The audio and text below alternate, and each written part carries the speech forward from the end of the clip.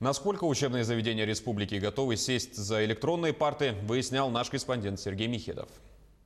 Екатерина Пеливан, учитель русского языка и литературы в столичной школе номер 31.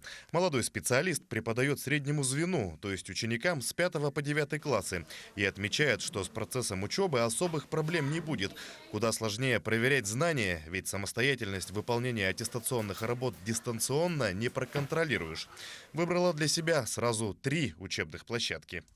В общем-то, я думаю, что для молодых педагогов не составит труда выходить на данные учебные платформы. Надеюсь, что оставшееся время до конца апреля мы проведем занимательно, интересно, откроем для себя очень много нового.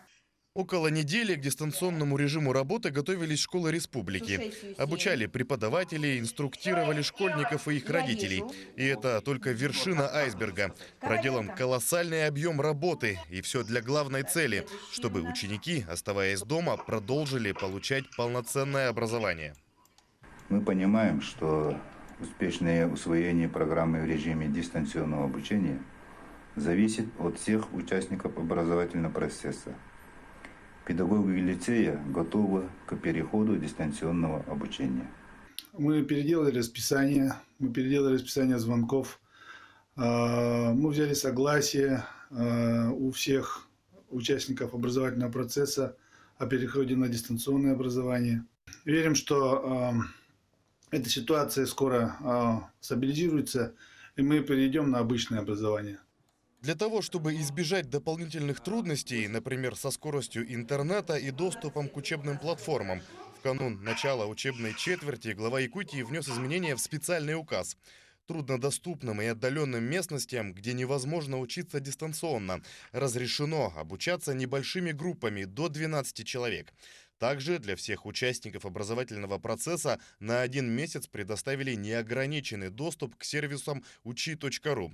Продолжатся и телеуроки на наших каналах НВК Саха и Якутия-24. Я надеюсь, что наша совместная работа педагогов, родителей, учеников даст хорошие плоды, и мы сможем обеспечить образовательный процесс таким образом, чтобы учеба была насыщенной, интересной и плодотворной. В целом, школы Якутии к дистанционному обучению готовы. А каким будет качество образования через интернет, во многом будет зависеть и от желания самих школьников учиться из дома. В любом случае, этот опыт принесет большую пользу. В скором времени, возможно, такое понятие, как карантин по ОРВИ и гриппу, исчезнет, и его заменят уже знакомым переходом на дистанционное обучение. Сергей Михедов, Якутск.